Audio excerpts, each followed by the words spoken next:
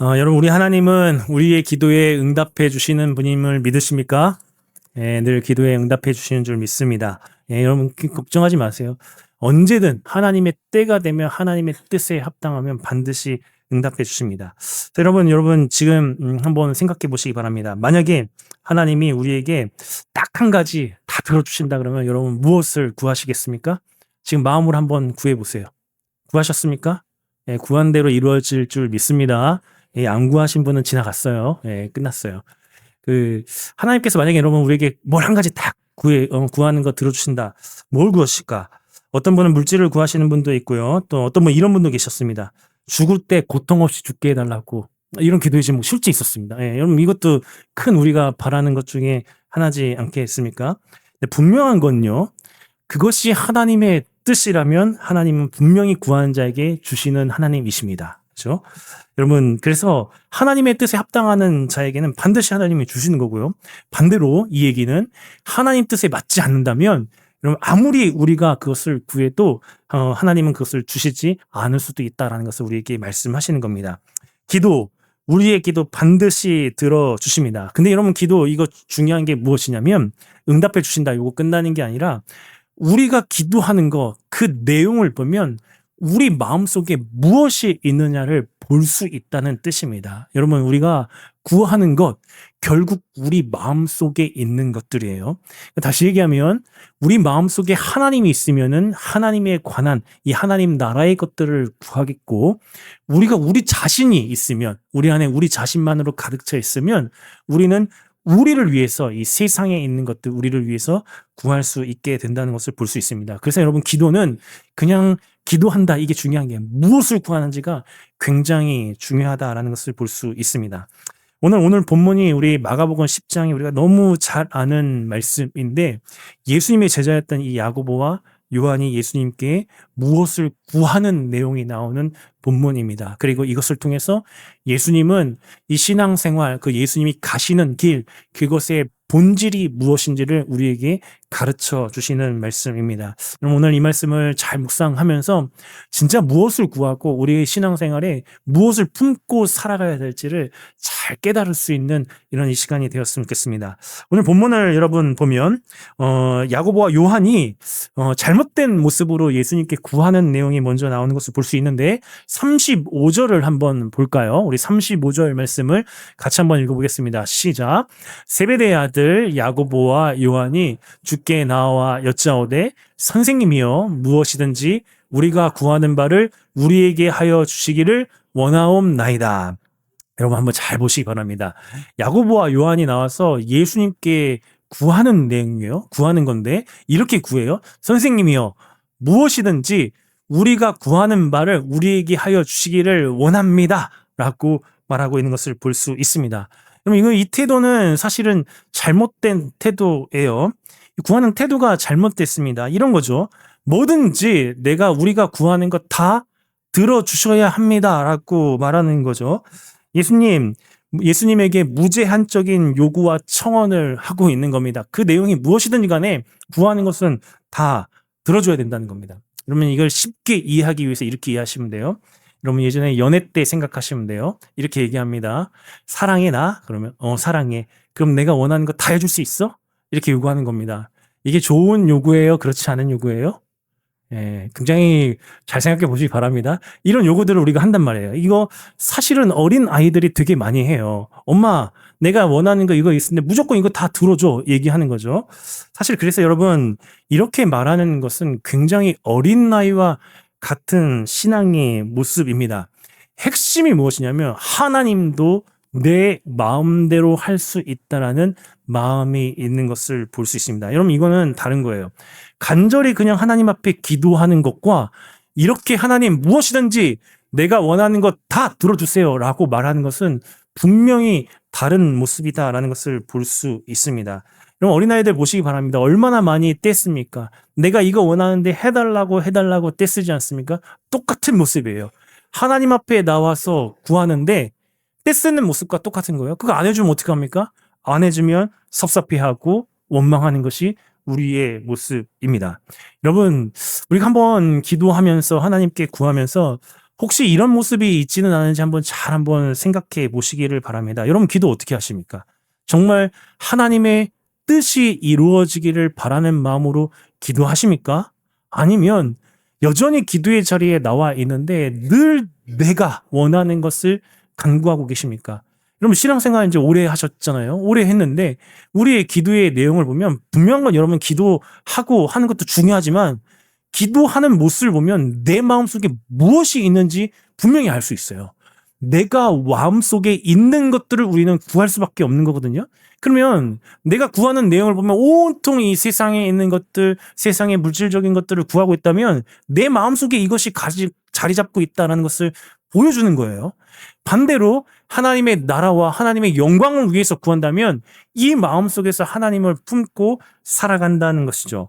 그럼 그래서 우리가 잘 살펴봐야 돼요. 이 야고보와 요한의 이 선생님이면 무엇이든지 우리가 구하는 바를 우리에게 하여 주시기를 원합니다. 이거는 야고보와 요한의 초점이 자기 자신에게 있었다라는 것을 보여줍니다. 온통 자기 중심이고 자기 안에 내가 원한다. 다른 거 없어요. 내가 원하는 것이 가장 중요한 것이고 이따가 우리가 깊이 살펴보겠지만 구하는 내용을 보아도 자기 자신을 더 바라보고 있었다라는 것을 볼 수 있습니다. 여러분 이렇게 자기가 원하는 것을 구하는 그 모습은 하나님 앞에 바람직한 이 기도의 모습이 아닌 것을 볼 수 있습니다. 더군다나 여러분 마태복음 20장 20절에 이와 똑같은 병행 구절을 보면 뭐라고 되어 있냐면 이렇게 마태는 이야기해요. 그때 세베대의 아들 누가 왔어요? 어머니가 아들을 데리고 와서 예수께 와서 절하며 무엇을 구한다라고 되어 있어요. 그럼 무슨 얘기예요? 어머니도 있었던 것 같아요. 뭐예요 이거? 엄마 찬스 쓰고 있는 거죠. 엄마 데리고 와서 내가 원하는 것들을 해달라고 이야기하는 것을 볼 수 있습니다. 여러분 근데 한번 우리를 자신을 잘 보라는 거죠. 기도하고 간구하는데 기도 안 하는 것도 문제지만 기도하는데 뭘 구하고 계시냐는 거예요. 뭘 위해서 기도의 시간들을 보내는 거죠. 미성숙한 간구입니다. 이거 내가 원하는 것들을 구하는 거. 예수님은 이렇게 구하셨습니다. 나의 원대로 마옵시고 아버지의 원대로 하옵소서. 그 극심한 고난 가운데서도 예수님은 자신의 원대로 하지 않고 하나님의 뜻을 이루기를 원하셨다라는 것을 볼 수 있습니다. 여러분 오늘 먼저 하나님 앞에 나아가면서 무엇을 구하고 있는가? 오늘 제목이 뭐냐면 내가 구한 것은 무엇이었을까? 이 제목을 여러분 마음속에 잘 한번 묵상해 보시기 바랍니다. 지금까지 신앙생활을 했는데 여지껏 내가 구한 것은 무엇일까? 이거 구한 걸로 끝난 게 아니라는 거예요. 왜냐하면 내가 바라보고 있는 목적지를 알 수 있는 거예요. 내가 뭘 바라보면서 신앙생활을 하고 있었는가를 보여주는 거예요. 예수님을 믿었는데 궁극적으로 예수님께서 나에게 뭘 줬을 때 나는 만족할 수 있는가? 이걸 물어보는 질문이 내가 구한 것은 무엇이었을까요? 오늘 깊이 한번 생각해 보시기 바랍니다. 저도 이 말씀을 준비하면서 보니까 내가 뭘 구할까? 내가 뭘 구하고 있고 내가 무엇을 향해서 지금 달려가고 있을까? 우리 앞에 하나님이 딱 보여주신 것을 볼 수 있습니다. 오늘 이 질문에 여러분 잘 묵상하시면서 온전히 여러분 답을 하실 수 있는 여러분 되었으면 좋겠습니다. 그래서 여러분 36절을 이어서 보니까 예수님이 이렇게 말씀하세요. 그럼 너에게 뭘 하여 주기를 원하느냐? 예수님 물어보세요. 물어보십니다. 오늘 여러분에게도 물어보는 건 뭘 하여 주기를 원하느냐? 37절을 보겠습니다. 우리 같이 읽습니다. 시작. 여짜오되 주의 영광 중에서 우리를 하나는 주의 우편에 하나는 좌편에 앉게 하여 주옵소서. 여러분 어떠십니까? 이제 본색이 나온 거죠. 예수님 물어봅니다. 내가 진짜 너희한테 무엇을 해주기를 원하느냐? 그랬더니 이렇게 얘기합니다. 하나는 주의 영광 중에서 하나님의 나라가 임할 때에 예수님 통해서 하나님 나라를 이루신다고 했는데 그런 영광의 나라가 임할 때에 우리를 하나는 우편에 하나는 좌편에 이런 내용인 거죠. 예수님이 이루실 그 나라에서 예수님 다음으로 하나는 두 번째, 하나는 세 번째 권세 있는 이 높은 자리에 이 권세를 얻게 해달라고 요구하는 겁니다. 진짜 마음이 나오는 거죠. 이거 위해서 따라가는 거예요. 나중에 야고보와 요한이 하나님 앞에 예수님 앞에 정말로 헌신하는 이 사도가 되지만 지금 이 순간에 이것을 구하고 있는 모습은 그 마음속에 사실은 하나님의 나라가 있지는 않은 거죠. 예수님 통해서 얻어지는 이런 주의 우편에 또 좌편에 앉는 이런 권세를 요구하고 있었다는 겁니다. 근데 여러분, 이 모습이 정말로 안타까운 모습이에요. 오늘 이 본문 바로 앞에 예수님이 무슨 말씀을 하셨냐면 33절과 34절을 보시겠습니까? 보라, 우리가 예루살렘에 올라가노니 인자가 대제사장들과 서기관들에게 넘겨짐에 그들이 죽이기로 결의하고 이방인들에게 넘겨주겠고. 뭘 예고하시는 거예요? 예수님 나중에 십자가에 죽으신다는 거 예고하는 거, 순환 예고예요. 그렇죠? 예수님 고난당하시고 십자가에 죽으실 것을 예고하고 있어요. 그리고 34절도 보면 그들이 능욕하고 침뱉으며 채찍질하고 죽일 것이나 그는 3일 만에 다시 살아나리라. 십자가의 그 예고, 순환 예고가 일어나고 부활의 이 사건이 있을 것을 예고하고 있는 거죠. 그럼 마가복음에 3번의 순환 예고가 나옵니다. 8장에서도 한 번 나오고 9장에서도 한 번 나오고 10장에서 나와요. 근데 예수님이 이렇게 순환 예고가 이루어질 때마다 제자들이 이 말씀을 이해를 못해요.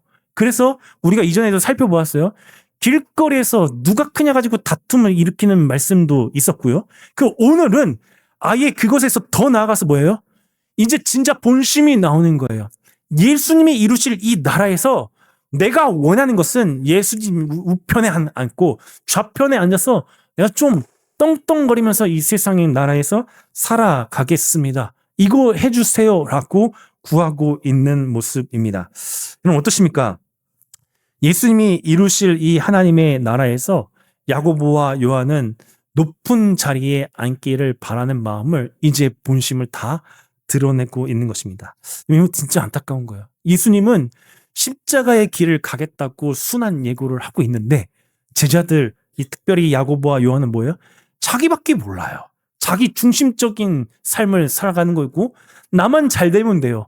그렇죠? 내가 좌편에 우편에 앉아가지고 예수님과 같이 함께 이 권세를 누리면서 살아가겠다고 하는 겁니다. 근데 여러분, 오늘 본문에서 이것도 되게 충격적이지 않습니까?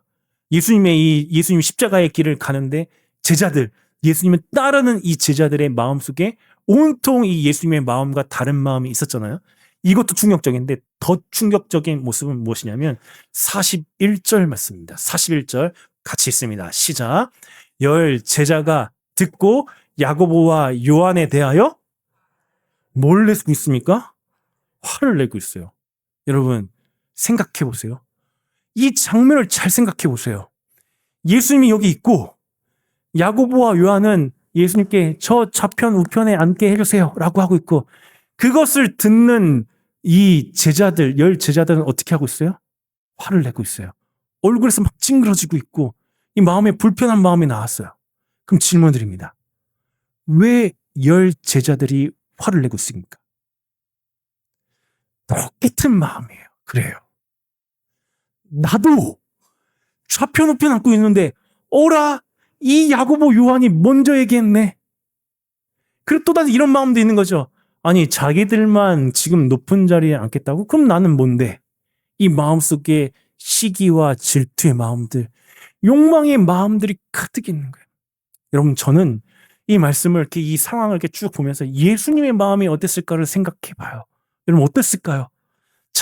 예수님은 이 제자들을 구원하고 하나님 나라의 풍성한 것들을 주기 위해서 십자가의 그 길을 가겠다고 순한 예고를 하고 계시는데 제자들은 이것들을 전혀 이해하지 못하고 온통 마음속에서 세상에 있는 것들을 가지고 있으면서 내가 가장 높은 자리에 앉을 거야. 예수님 옆편에 앉을 거야. 내가 좌편에 앉을 거야. 내가 우편에 앉을 거야. 네가 왜 앉아? 서로 이 마음속에 시기와 질투의 이 욕망들이 가득 넘치고 있는 모습이에요. 여러분 너무 안타깝지 않습니까? 화를 왜 내요? 이 화내는 거 여러분 잘 기억하셔야 돼요. 똑같은 마음이었다는 거예요. 야고보와 요한과 같은 마음에 다르지 않아요. 말을 안 했을 뿐이지 그 마음속에 똑같이 세상을 향한 마음들, 세상에 있는 이 욕심과 욕망들을 품고 있었다는 것을 보여주는 겁니다. 여러분 그래서 그냥 분노하지 않아요. 이 분노가 결국 자기가 욕심을 가지고 있었다는 것을 보여줍니다. 그래서 이 부분에 대해서 분노에 대해서 이렇게 설명하는데 이렇게 설명해요. 분노는 좌절된 내 욕망의 표현이다라고 표현합니다. 어떻습니까? 분노. 여러분 한번 잘 생각해 보세요. 여러분이 분노가 일어났을 때 왜 분노가 일어납니까? 화가 왜 나요? 내가 원하는 대로 안 됐을 때 화가 나는 거예요. 그죠? 심지어는 하나님 앞에 원망하고 불평하는 걸 왜 해요? 하나님이 내가 원하는 것들을 해주지 않으니까 이 마음속에서 분노의 감정이 나오는 거예요. 그래서 여러분, 분노한다는 것을 그냥 지나가지 마세요. 분노는 좌절된 내 욕망의 표현이에요. 저는 이 말을 듣고 이게 진짜 맞는 것 같아요. 저도 분노가 일어나고 화가 일어날 때의 모습을 보면 내 욕망이 이루어지지 않았을 때 분노해요. 잘 보세요. 그러면 하나님 앞에 간구하는데 분노하고 이 마음의 평안의 감정이 없어요. 왜 그렇습니까? 온통 핵심이 나예요. 나한테 집중돼 있어요. 하나님의 뜻에 집중돼 있지 않아요. 그러니까 이 마음 속에서 분노의 감정이 일어나는 겁니다. 이 모습을 여러분 잘 묵상해 보시면 너무 안타까운 모습입니다. 예수님이 가시는 길을 이해하지 못하고 예수님을 따라다녔는데 예수님이 말하는 건 무엇인지 이해하지 못해서 물론 3번이나 그랬어요. 8장에서도 그랬고 9장에서도 그랬고 10장에서는 이제 본색의 이 마음이 다 나타나게 되는 것을 볼 수 있습니다. 여러분 그런데 이 지금 12제자의 이 모습이 결국 여러분 세상의 모습이라는 것을 우리에게 보여줍니다. 세상의 모습이에요. 무슨 모습입니까? 더 높은 자리에 가려고 하고 세상의 모습은 한마디로 여러분 요약하면 무엇이냐면 나밖에 모르는 거예요. 나만 잘 되면 돼요. 이게 세상의 지금 모습이다라는 것을 보여줍니다. 여러분 가만히 보시기 바랍니다. 세상에서 성공하고 많은 물질을 갖고 높은 자리에 올라가야 합니다. 그러면 가만히 생각해 보시면 그 자리에 올라가는 사람은 정해져 있어요. 다 올라갈 수 없어요. 그래서 경쟁하고 다투는 것 아니겠습니까? 세상 끊임없이 우리에게 요구하는 게 이거잖아요. 높은 자리에 올라가라. 더 많이 가져라. 더 성공해야 되지 않겠느냐. 그럼 우리 다음 세대들 보면서 이런 생각이 듭니다. 저도 다음 우리 자녀들을 보면서 내가 지금 제대로 잘 교육하고 있는가 이런 생각 듭니다. 근데 우리 자녀들이 왜 여러분 잘 돼야 됩니까?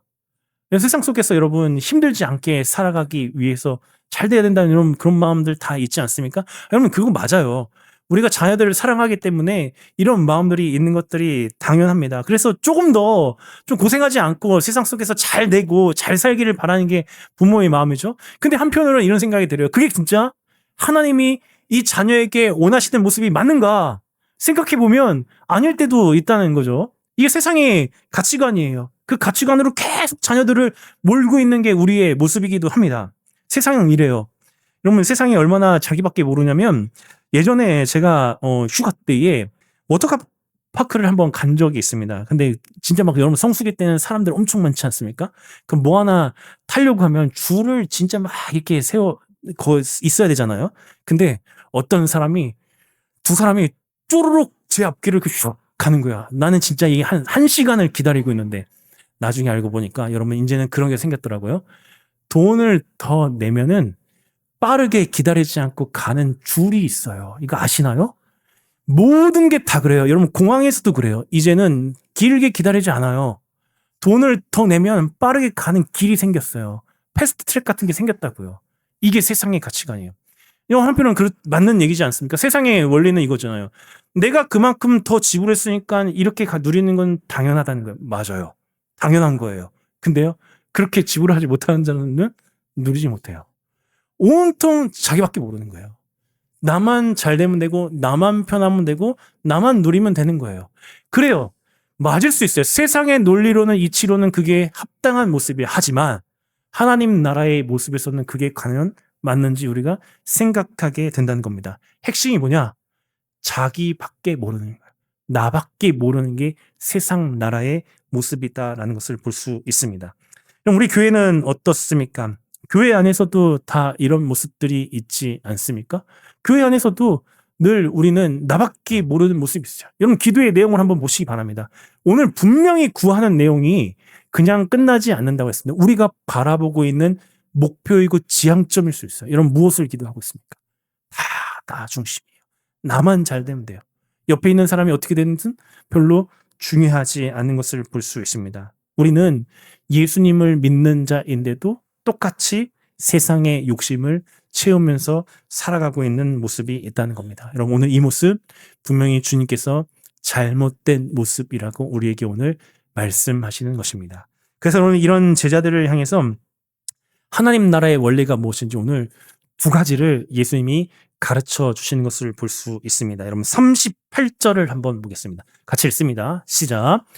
예수께서 이르시되 너희는 너희가 구하는 것을 알지 못하는도다.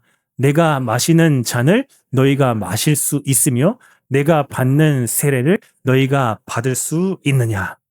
예수님이 딱 들으셨어요. 그래, 하나는 우편에 하나는 좌편에. 그래, 근데 너 진짜 이거 알고 구하는 거야? 라고 물어보는 거예요. 너희는 너희가 구하는 것을 알지 못한다는 거예요. 여기 내가 마시는 잔 너희가 진짜 마실 수 있을까? 그리고 내가 받는 세례를 너희가 받을 수 있을까? 물어보시는 거예요. 그럼 내가 마시는 잔, 예수님이 마시는 잔이 무슨 잔입니까? 예수님이 마시는 잔은 고난의 잔이에요. 죄인들의 이 모든 이 죄악을 감당하는 고난의 잔이에요. 내가 받는 세례? 여러분 예수님 세례 왜 받으셨어요? 예수님은 세례를 받으실 필요가 없는 분이에요. 죄가 없으신 분이에요. 근데 세례를 받으신 이유는 죄인으로서 이 죄를 감당하기 위해서 세례를 받으신 거예요. 결국 물어보는 거예요. 정말로 내 좌편과 우편에 있을 수 있느냐? 내가 무슨 일을 당하는데 그 옆에 있을 수 있겠느냐라고 물어보시는 거예요. 그리고 정말로 예수님이 당하신 이 고난의 잔을 너희가 함께 받을 수 있고 이 고난의 세례를 받을 수 있겠느냐라고 물어보시는 거예요. 여러분 나중에 야고보와 요한, 지금은 아니에요. 지금은 이렇게 온 마음속에 이 세상에 있는 것들을 가득 채우고 있었지만 나중에 부활하신 주님을 만나고 야고보와 요한이 어떻게 되시는지 아십니까? 야고보는 목베이는 순교를 당했고요. 그리고 요한은 밤못섬에서 유배되어서 핍박을 당하는 것을 볼 수 있습니다. 여러분 말한 대로 이루어졌어요. 그렇죠? 예수님이 해주셨잖아요. 결국에는 말한 대로 예수님 좌편과 우편에 있게 했어요. 그래서 예수님이 고난에 동참하게 했어요. 그러니까 하나님 나라의 원리가 무엇이냐면 하나님 나라는 고난을 통과해야 부활의 영광이 있는 거예요. 그냥 성공이 있지 않아요. 영광이 있지 않아요. 반드시 이 고난의 잔을 겪은 자들만이 이 참된 이 부활의 영광을 경험할 수 있다는 것을 보여주는 겁니다. 그럼 제가 이렇게 얘기하잖아요. 그러면 이제는 예수님 좌편에 우편에 앉는 거 구하지 말아야 되겠다 이렇게 또 생각하시는 분이 있어요. 왜냐하면 고난 당할 거니까. 그러실 겁니까? 그러시면 안 돼요. 예수님이 말하는 건 무엇이냐면 내 자리는 세상의 이런 영광과 다르다는 걸 말씀하시는 거예요. 그리고 오히려 십자가의 길이고 고난이 있는 길인데 그것에 너희가 동참할 수 있겠느냐라고 물어보시는 것입니다. 여러분 하나님 나라는 그냥 영광이 있지 않습니다. 반드시 고난을 겪은 자, 십자가의 길을 간 자들만이 이 부활의 영광이 있다는 것을 여러분 믿으시기 바랍니다. 잘 구하세요. 정말로 우리가 이 신앙생활을 하면서 구하는 게 세상에 있는 것들을 구하는 게 아니라 예수님이 가신 그 길을 구하는 것이라는 것을 오늘 잘 돌아보셨으면 좋겠습니다. 이게 제자의 모습입니다. 참된 제자는 예수님 안에서 아무런 영광이 없을지도 모릅니다. 여러분 신앙생활 진짜 제대로 해보시기 바랍니다. 세상 사람들이 흠모하지 않습니다. 다 부질없다고 하고 아무것도 아니라고 쳐다봅니다. 근데 우리가 무엇 때문에 그래요? 마지막에 있을 참된 이 찬란한 부활의 영광이 있으니까 묵묵히 이 고난의 길을 따라갈 수 있게 된다는 겁니다. 여러분 기억하시기 바랍니다. 십자가 없는 부활은 없습니다. 십자가를 경험한 자들만이 이 참된 부활의 능력을 경험한다라는 것을 오늘 기억할 수 있는 여러분 되시기를 주님의 이름으로 축복합니다. 두 번째 한 가지는 또 무엇이냐면 하나님 나라의 두 번째는 하나님의 백성은 섬기고 낮아지는 삶을 산다는 것을 오늘 가르쳐 주십니다. 43절과 44절을 한번 보시겠습니다. 우리 같이 한번 읽어볼게요. 시작. 너희 중에는 그렇지 않을지니 너희 중에 누구든지 크고자 하는 자는 너희를 섬기는 자가 되고 44절도 보면 너희 중에 누구든지 으뜸이 되고자 하는 자는 모든 사람의 종이 되어야 한다라고 말씀. 여러분 이거 독특하지 않습니까? 세상의 원리는 이렇지 않아요. 그죠? 으뜸이 된 자가 되려고 하는데 종이 된다? 그러지 않고요. 으뜸이 된 자가 또 종으로 섬기지 않아요. 43절 앞부분을 보여주시면요. 크고자 하는 자가 섬기는 자가 되지 않아요. 이거는 세상의 이 하나님 나라의 원리지 세상에서는 이런 모습이 있지 않습니까? 여러분 나중에 한번 읽어보시면 42절 말씀을 보아도 42절에도 이렇게 되어 있죠. 42절을 보면 세상의 권세들 이렇게 표현하고 있습니다. 예수님 불러다가 이렇게 말해요. 이방인의 집권자들은 그들을 의미로 주관하고 고관들이 그들에게 권세를 부리는 줄 너희가 알거니와. 이게 당연한 거예요. 세상에 있는 사람들 집권자들은 임의로 자기 마음대로 다 부려요. 이게 세상의 원리예요. 그죠? 이게 세상의 원리입니다. 고관들은 그들에게 권세를 부린 줄 우리가 다 알고 있습니다. 근데 반대로 43절을 다시 보여주시면 크고자 하는 자가 섬기는 자가 돼요. 이게 하나님 나라의 원리예요. 이게 교회의 모습이 되어야 된다는 거예요. 여러분 어디 그렇습니까? 높아지면 높아질수록 대접받고 영광을 받지 높아졌는데 종이 되고 이렇게 섬기지 않는다는 겁니다. 여기 섬긴다는 이 말은 여러분 쉽게 얘기하면 여러분 식당 가보셨죠? 식당 가보시면 이렇게 시중 드는 사람들 있죠. 서빙하는 사람들 있죠. 이 모습이에요. 그죠? 식당 가서 이렇게 서빙을 하는데 서빙하는 자가 섬기잖아요. 근데 자기를 생각하면 온전히 섬길 수가 있습니까? 없습니까? 못 섬겨요. 그럼 어떻게 느끼냐면 불친절하다, 잘 못 섬긴다 이렇게 느낄 거예요. 섬긴다는 것은 초점이 그러니까 나한테 있지 않고 다른 사람에게 있어야만 섬길 수가 있는 거예요. 이래야 온전히 섬길 수가 있는 거예요. 그럼 결국 하나님 나라의 중요한 이 원리는 무엇이냐면 관점이 나에게 있지 않는 거예요. 고난을 받을 때에도 나에게 관점이 있으면 절대 고난을 감수할 수가 없습니다. 나한테 관심이 있는데 내가 중심이 되는데 여러분 어떻게 고난을 받겠어요? 내가 힘든데. 있을 수가 없는 일이죠. 섬기는 것도 마찬가지예요. 나한테 관심을 가지고 있으면 섬길 수가 없어요. 그래서 섬기는 것은 다른 사람에게 관심을 가지고 있을 때 섬길 수 있는 거예요. 그러면 하나님을 섬긴다는 것은 무엇입니까? 초점이 나에게 있으면 섬기지 못해요. 하나님 나라를 위해서 섬길 수가 없는 거예요. 초점이 누구에게 있어야 돼요? 하나님께 있어야 되는 거예요. 그래야 하나님의 영광을 바라보고 하나님께 있어야 온전한 마음으로 섬길 수 있고 예수님이 가신 이 십자가의 길도 따라갈 수 있게 된다는 겁니다. 여러분, 이게 중요한 신앙의 원리예요. 그래서 우리가 구하는 것들이 여전히 높은 마음으로 세상에 있는 것들을 구하면 우리는 예수님을 온전히 따라가는 제자로 살아갈 수 없게 된다는 것을 볼 수 있습니다. 그럼 한번 생각해 보시기 바랍니다. 왜 세상 나라에서는 자신이 권세를 부리고 섬김을 받으려고 합니까?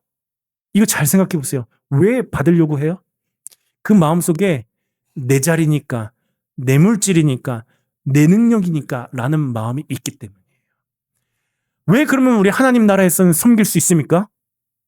내가 가지고 있는 물질과 능력과 모든 자리가 누가 주신 거예요? 하나님이 주신 것으로 믿기 때문에 우리는 섬길 수 있는 거예요. 그러니까 구하고 섬기는 거, 이 핵심에 하나님이 주시고 내 것이 아니라 하나님 것이라는 인식이 있을 때 온전히 섬기고 하나님 나라를 위해서 살아갈 수 있다는 것을 보여줍니다. 여러분, 세상 사람들이 교회를 바라보면서 바라는 게 있습니다. 세상 사람들도 바라는 게 있어요. 그게 뭔지 아십니까? 교회에 세상 나라와 다른 질서들이 나타나기를 세상 사람들도 바라요. 참 신기한 거예요. 자기들은 믿지도 않으면서 이 교회 안에 있는 교회 다니는 사람들은 좀 세상과 다른 질서대로 살아가기를, 그 질서가 나타나기를 바라요. 그게 무엇입니까? 세상에서는 막 서열이 있습니다. 경쟁도 있어요.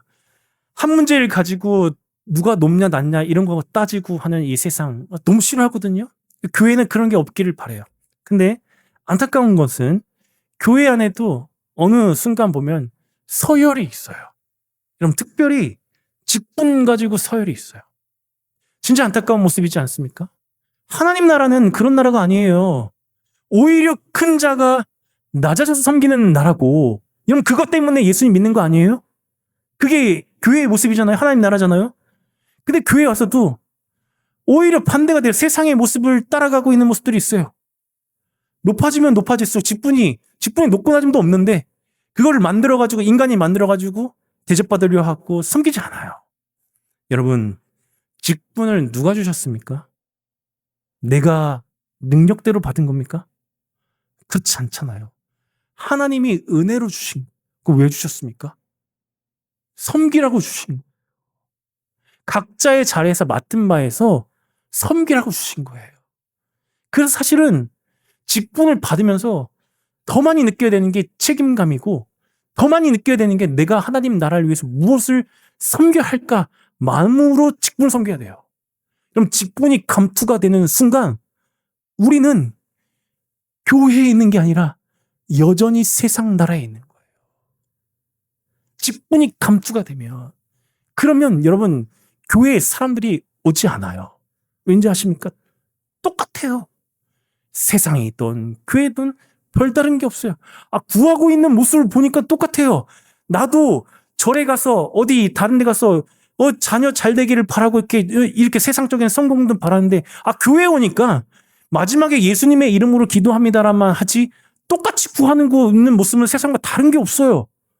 뭐가 다른 거예요? 다른 게 없어요. 하나님 나라는 낮아지고 고난받고 예수님 따르는 나라인데 그런 나라의 모습이 없어져요. 그러니까 교회가 점점점 매력을 잃어가고 있는지도 모른다는 겁니다. 오늘 우리의 모습을 잘 살펴보셔야 돼요. 그래서 예수님이 이 진짜 섬김의 모습을 말씀하십니다. 마가복음 10장 45절 말씀입니다. 오늘 여러분 마음에 잘 담으시기 바랍니다. 같이 읽습니다. 시작. 인자가 온 것은 섬김을 받으려 함이 아니라 도리어 섬기려 하고 자기의 목숨을 많은 사람의 대속물로 주려 함이니라. 그럼 저는 이 말씀에서 두 가지를 봅니다. 첫 번째는 예수님이 우리의 대속물이 되어주셔서 우리가 이 자리에 있다는 겁니다. 그렇게 섬겨주셨어요. 여러분 섬김을 다 받으신 분들이에요. 저뿐만 아니라 여러분 다 받으셨어요. 어떤 섬김을 받았냐면 하나님의 아들이신데 그 아들이 이 땅에 내려오셔서 가장 낮은 데 오셔가지고 그것도 우리의 그 추악한 이 죄를 다 뒤집어 씌우시면서 대속물로 우리에게 주셨어요. 이렇게 섬겨주신 것을 볼 수 있습니다. 여러분 저는 이런 생각 듭니다. 예수님, 그냥 하나님의 아들이면 그냥 하나님의 아들로서 딱 오셔가지고 정말 권세 있는 모습으로 말 안 듣는 사람 누구누구 딱 집어가지고 앞에 딱 주시고 너 어떻게 하면 내가 힘과 능력을 보여주겠다. 이렇게 하실 수도 있는 거 아니에요? 그죠? 이렇게 하셔도 되잖아요. 그럼 무한한 권세와 능력이 있잖아요. 근데 그렇게 하지 않았어요. 왜 그렇습니까? 그게 하나님의 방법이 아니에요. 가장 낮은 모습으로 오셔서 가장 낮은 자리에 가셔서 섬기셔서, 여기 이게 중요해요. 자발적으로 하나님을 믿게 하기 위해서 이렇게 하셨다는 거예요. 이게 우리가 받은 자예요. 여러분 우리가 구현해야 될 모습이 바로 이 하나님 나라의 모습이라는 겁니다. 그럼 교회에 젊은 사람들이 그럽니다. 권위적이고 너무 서열 같은 게 있는 것 같아서 그래서 싫다고 젊은 사람들 교회 안 온다고 그럽니다. 우리가 저 모습 잘 돌아보셔야 돼요. 진짜 교회는 하나님 나라를 구현해야 되는 곳이에요. 세상 나라와 다른 것들이 있어야 되는 거잖아요.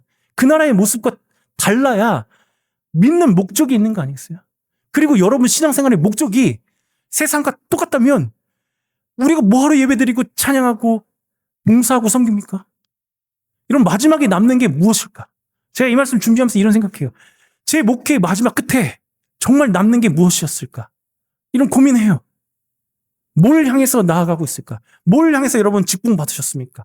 직분 주니까 그냥 감사하고. 그게 아니라 뭘 위해서 하나님이 직분을 주셨습니까? 분명한 거는 저와 여러분의 목적은 같아요.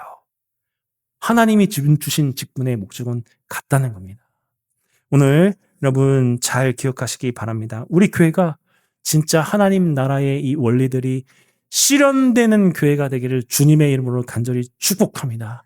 그런 모습이 되었으면 좋겠어요. 이 나라에 오면 서로 낮아져서 섬기고 서로 고난도 감수하고 그래서 함께 이 부활의 영광들을 다 맛보는 그런 교회가 되었으면 좋겠습니다. 말씀을 정리합니다. 여러분 다시 한번 여러분에게 물으십니다. 36절에 예수님이 물으십니다. 너희에게 무엇을 하여 주기를 원하느냐? 여러분 한번 마음속으로 한번 답해 보시기 바랍니다. 지금까지 내가 구한 것은 무엇이었을까? 진지하게 보세요. 내가 구한 게 내 마음에 있는 거예요. 그게 내 마음이에요. 여러분이 구한 게 정말로 한 가지만 들어준다고 했을 때 내가 구하고 싶은 그 마음이 그게 내 마음의 중심에 있는 것이다라는 것을 오늘 우리에게 가르쳐 줍니다. 여러분, 하나님 나라를 구하실 수 있는 여러분이 되시기를 주님의 이름으로 축복합니다. 여러분 세상에 있는 나라들 구하잖아요. 그거 다 잠시 잠깐은 좋은 것 같은데 다 사라지는 거예요. 그럼 진짜는 뭐냐? 하나님 나라에 있는 그 진짜 축복이 여러분 마음속에 있어야 돼. 그거 위해서 예수님이 십자가에서 피 흘려 죽으셨다는 것을 믿으시기 바랍니다. 그거 가져야 주님 앞에 섰을 때 주님이 주시고자 하는 거 이거 받아서 이렇게 가지고 왔습니다. 그럼 이렇게 우리가 주님 앞에 서야 되지 않겠습니까? 이게 신앙생활의 목표예요. 여러분 기도의 자리에 나와서 기도하세요. 안 구하는 거는 더 문제예요. 근데 구하시는데 하나님의 뜻과 목적을 깊이 묵상하시면서 하나님 나라를 구하시기 바랍니다. 그러면 하나님이 반드시 여러분 삶에 응답해 주실 줄 믿습니다. 이런 은혜가 가득한 여러분의 행복하고 복된 삶이 되시기를 주님의 이름으로 간절히 축원합니다.